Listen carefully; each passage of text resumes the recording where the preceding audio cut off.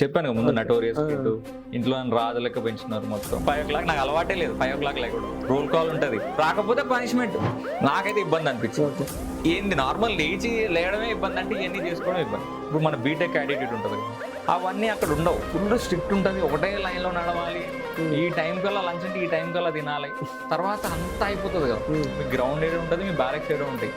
నడుస్తూనే ఉండాలి కంగారుగా అబ్బా టైర్డ్ పడుకుందాం అనుకుంటాం ఒక 3-4 గంటల క్లాస్ ఉంటుంది సరే అని అయిపోతుంది క్లాస్ అయిపోతుంది మళ్ళీ మధ్యాహ్నం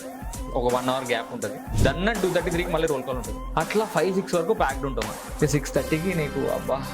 రూమ్కి వెళ్తామా వాళ్ళ ఫ్యామిలీ ఫ్రెండ్స్కి 1 year వదిలేసేయాల మాది కోవిడ్ టైం యాక్చువల్గా మా ట్రైనింగ్ నేను మా పేరెంట్స్ని 1 year చూడాల టైం అబ్బా ఆ టైంకి లేకపోతే పనిష్మెంట్ ఏదైనా మీ ఇండిసిప్లిన్ యాక్టివిటీస్ చేస్తే పనిష్మెంట్ డైలీ 10K ఉంటుంది డైలీ 10K ఉంటుంది ఒకరోజు తర్వాత ఒకరోజు 6.5 kilos వెయిట్తో 3.2 kilometers ఉరికి డిప్స్ ఇవన్నీ చేయాలి వెయిట్తో ఉరకడం తర్వాత BOC అని ఉంటుంది ఆబ్స్టికల్స్ ఎక్కడం ఇట్లా ఆల్టర్నేటివ్స్ ఇవన్నీ ఉండి 6 days కి నీ బాడీ పిండి అయిపోతుంది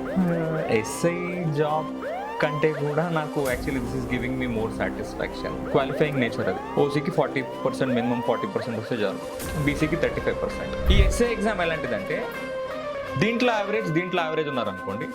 వాళ్ళు టాపర్స్ అవుతారు 1000 rupees అప్లికేషన్తో జాబ్ కొట్టడం బెటర్ అంటే అందరు గంటలు చదువుతుంటారు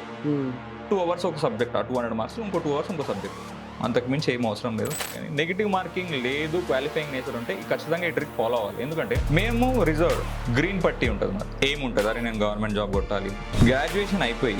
డిగ్రీ అయిపోయి జాబ్ లేకుండా చదివేటోళ్ళు ఉంటారు అరే నేను జాబ్లో సాటిస్ఫై అవ్వట్లేదు గవర్నమెంట్ జాబ్ అయితే బెటర్ అనుకునేటోళ్ళు ఉంటారు ఎవరైతే అంటే కొంతమంది చెప్తారు నేను 10 hours చదివాను 12 hours చదివాను మైండ్ అంతా పనిచేయదేమో నాకు అనిపిస్తుంది నా పేజ్లో నేను చెప్పేవన్నీ రిఫైన్డ్ పాయింట్స్ నోటుకు వచ్చింది ఏదో ఎట్లా అని కాదు పోస్టర్లు చూసినా కానీ నేను సినిమా పోస్టర్లకి దండలు వేసుకుంటూ గొడవలు లేకపోతే ఇట్లా కొంచెం బాగా నటోరియస్కుంటూ ఉండేవాడిని అంటే అందరు అంటుంటారు అంటే 100K ఉంటే లేకపోతే 150K ఉంటే ఇంత డబ్బులు వస్తాయా ఎంత వస్తాయా బయట మొన్న కూడా నా కానిస్టేబుల్స్ హోమ్ గార్డ్స్ అన్న ఒక 3 lakhs వస్తుందా అన్న నీకు చాలా ఫన్నీ అనిపించింది